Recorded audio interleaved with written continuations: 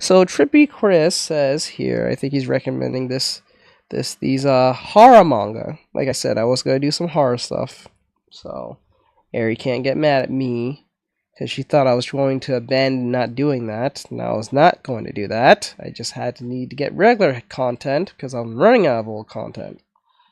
Anyway, so this says Unhinged horror series you haven't heard of. So he's gonna recommend us a bunch of anime, horror game, or manga. If you have any type of wanting to read these, or any case may be. Remember, we're doing this for the Halloween event, so it is what it is. So let's do it. So this is how it goes. So my whole channel is about giving light on series that many might not have ever heard of. And since I only upload once a week, a lot of really good suggestions and comments can get lost. So instead of doing a standalone video or a discussion on Discord, which you should totally join by the way, today I want to highlight a few modern horror series that I read over the past month. Hopefully by the end of it, I had given you some fresh material to fuel your nightmares tonight. But if you guys want to see more anime content like this one, then why not go down and hit that subscribe button. But if you guys want more horror suggestion videos, then let's hit 2K likes on this video. But without further ado, let's get on with the list. Ponder on. I have a horror thing you might like. It breathes, it bleeds, it breeds reading by Well, Creepcast. this isn't really considered horror. We'll see. Nizumi's First Love offers a darker twist on romance. It follows Nizumi, a young woman raised by the Yakuza to be a hitman who's never known love. One day, while staring at a seal plushie, she crosses paths with a boy named Ao, who tries to help her get it.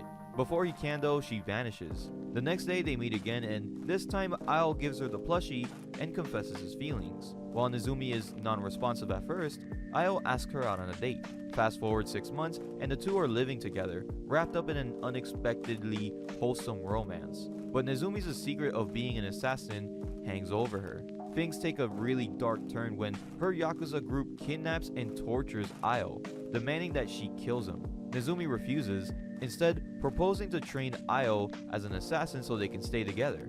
The head boss agrees, and now Ao has just 1 month to learn how to kill. However, Ao is willing to do anything to make Nizumi happy. Nizumi's First Love is a dark twist on the romance horror genre, even though it's not completely horror. I say it's horror due to the amount of gore that the series has. It's not as much as like a regular horror series, but it still has a pretty crazy No, not the balls, bro. Oh, drama romance with like an action-packed sane concept. The dark twists and turns though are very effective when you basically just forget the entire Yakuza plot and just get engaged with the romance. Now while this series has a lot more romance than horror, the next one is the complete opposite. As DA, Kamala Harris shielded illegal immigrant criminals from deportation instead of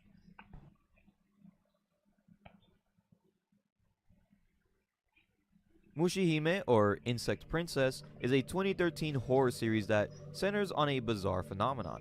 Ants and other insects start acting erratically in a small town. The story follows Takasago, a high school student, and his friends who are captivated by the mysterious new transfer student, Kikugo Munakata. But unlike everyone else, Takasago isn't drawn to her. In fact, he's been having nightmares about her as a terrifying monster long before she even arrived. As Kikugo becomes infatuated with him, her obsession turns dark and unsettling. Meanwhile, strange occurrences spread throughout the town, all starting from the moment Kikugo arrived. And people are starting to notice that there's something really wrong with Kikugo. Now while the romance is very one-sided, the horror is a lot more fleshed out compared to the last series. While not a lot of scary imagery, the real creepiness revolves around the mystery of Kikugo and what's happening around her. Her weird demeanor and clinginess towards Takasago is super creepy, and the art style makes it even more freaky, which I can say is similar to series like Blood on the Tracks and Happiness. The only real character we do need to care about is Takasago, as the rest of the friend group is just there to show that Kikugo is affecting them. And now we also have a new group of people which is just there to explain to the audience what we basically already know. There are a couple more flaws, especially towards the end, but it's still a must-read from fans, especially if you're a Masaya Hokazono fan, creator of series like Pumpkin Night, Freak Island, and the next entry.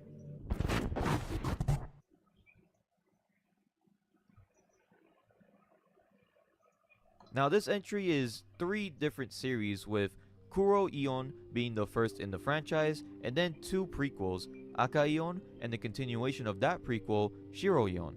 Each series only has like 7 to 8 chapters, with each one being a different true story from the mangaka that gave us Pumpkin Night. Now the first series, Kuro, is more of like a PTSD radio style story, except that there's no continuations or overall story. Chapter 2, The Red Devil, has to be one of my favorite stories of the entire 3 series. 2 boys are playing poker, like regular middle schoolers do, when a red devil walks into their room holding a knife. The boy then wakes up, realizing it was all just a dream. Every day at school, the other boy, Yuchi, got filthier and filthier. Eventually, his flesh melted. Ah! The day they graduated, Ah! the boy was basically non-existent. He said he's going away, but will tell him the address so they can play together. The boy then wakes up again, but this time in a hospital. The police ask him what happened when they were playing at Yuchi's house. So apparently the first dream was real, except instead of a red devil, it was Yuchi's mother. She stabbed and killed Yuchi and then herself, leaving the boy in critical condition. Now Aka is similar, however in the beginning of every chapter is a circle of everyday citizens getting ready to tell the story that you're about to hear. And for Shiro, it starts every chapter with a man named Tosono speaking to somebody about all of the scary stories that he has found throughout Japan. With every chapter, Tosono gets fatter and fatter, and I won't tell you guys how it ends because it's better for you guys to just see it for yourself. What But the all 3 hell? series are just really fun, very disturbing, and as an anthology series works pretty well, especially the 2 prequels. I like the idea of them being like quote-unquote real stories, but some are just so ridiculous that you know it's kind of fake. But it's still a little fun to, think about. The best part about anthology series in my opinion is to find the connecting overall storyline or theme of each story.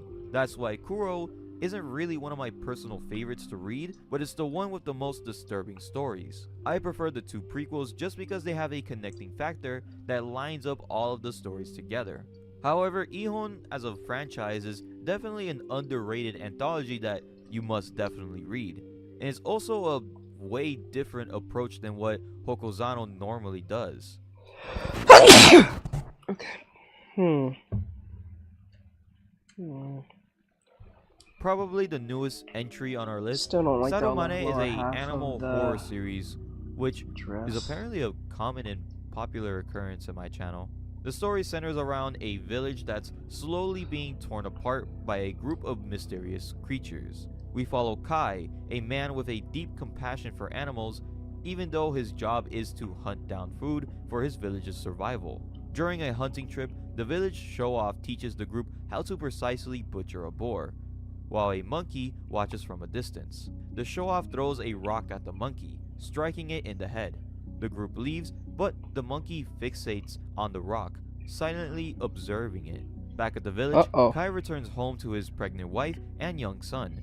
His son overhears that Kai didn't kill the boar and rudely vows to become a better hunter than his father. That evening, while the family is having dinner, a desperate man from a neighboring village arrives, begging for food. Though they offer him what little they can spare, he asks for more, which the village simply just can't afford. Later that night, the man sneaks into their storage, stealing more of their rations. Kai catches him in the act, and when the man locks eyes with him, he panics. We then cut to a chilling scene of monkeys mimicking human behavior, throwing rocks and brutally killing a villager.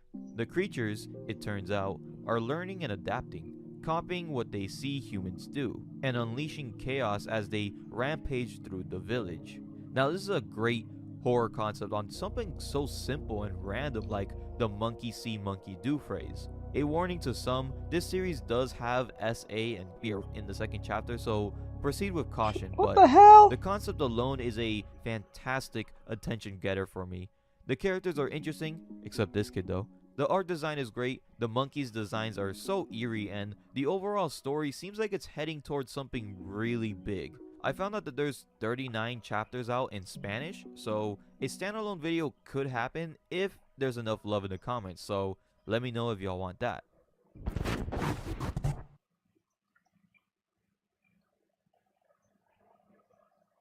Lost End stars a 40-year-old father named Cujo, who works a construction job and just wants to see his daughter. He's a caring person, and that makes him an easy target to get pushed over.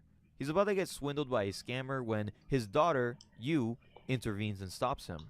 As they leave and argue, they make up, and he promises to be a better father. The scammer then appears outside and takes Yu hostage, but the scammer accidentally cuts Cujo's throat, killing him and sending him to a garden of flowers. He wakes up to see other people with a woman named Timora in the center of them, being their guide of the place that they're in. Timora informs them that they've died and this is the place between the living and the dead. They can either take the Sanju River and die peacefully, or they can return to the world of the living by climbing up the peak of that mountain. But just a heads up, only one person is allowed to go back. So now it's a race back to the living with monsters and other competitors standing in Cujo's way. But he's dedicated to return and save his daughter Yu. Lost End reminds me a lot of Hell's Paradise in a weird way. Not a lot is similar, but it does give off those vibes while reading it. It definitely has a darker tone, but it's a race to get back to the human world, and since the main character is so caring towards even the worst of the worst, it's interesting to see how he makes allies, enemies, and if maybe he sacrifices himself for someone else, or if someone is going to sacrifice themselves for him. Would Cujo's nice demeanor stand when he's having to kill monsters or even other people? It's all fun to think about because you know he's going to have to deal with this stuff in the future, and I'm really excited to see how he actually reacts. So far there are only 22 chapters out, but I believe that this series has potential for being a really good death game horror series that people will be talking about in the future. Don't believe Trump when he plays dumb on Project 2025. He knows exactly what it is.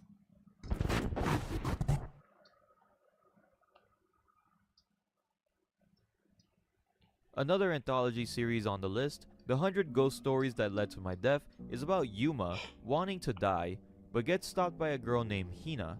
She tells him about a round of 100 ghost stories, so Yuma stays alive until he records all 100 ghost stories for the audience. So far there are over 87 chapters in English, so the series is actually really close to finishing.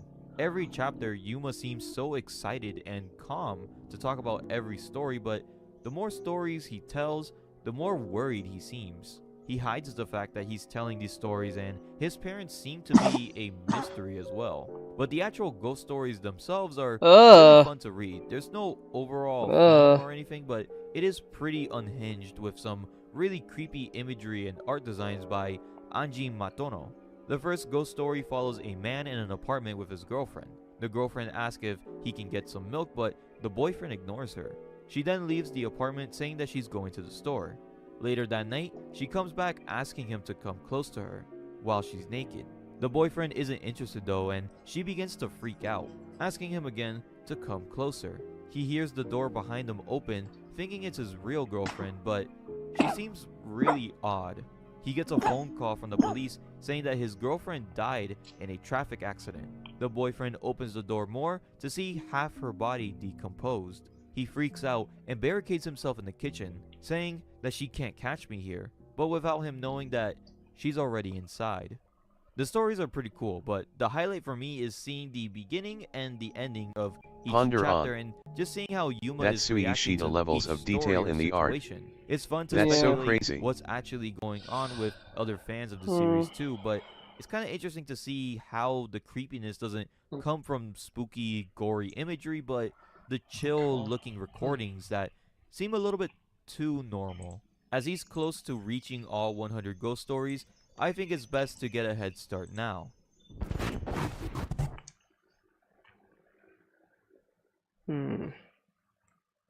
Bibliomania, in my opinion, is the best series on this list. Bibliomania is about a girl named Alice. She wakes up at a manor greeted by a serpent, as she is their 431st visitor. And when the manor reaches 666 rooms, the manor would be complete, which seems to be pretty soon as Serpent is already preparing the party. But Alice doesn't want to go to the party, she just wants to go home. So the Serpent gives her a choice. She can either stay in her room and wish for everything that she ever desired, or she can go through all 431 rooms just to reach door 0, all while slowly rotting just to return back home. So Alice goes on a journey to reach door 0, all while meeting a bunch of different entities in the way. That's the most I'll say about this series, but already you can tell it has a lot of comparisons to Alice in Wonderland. Alice seems to be like a little innocent girl just dropped in a dark fantasy of hell, but she seems a bit weird, as she's not even fazed by the things being shown in the rooms and even the Serpent. The art is amazing, the characters are very intriguing, and just something about the different rooms and entities we see give off more of a nerve-wracking feeling than just a terrifying vibe. And again, I would rather not talk much about this series, as it's better for you guys to explore and analyze it for yourself.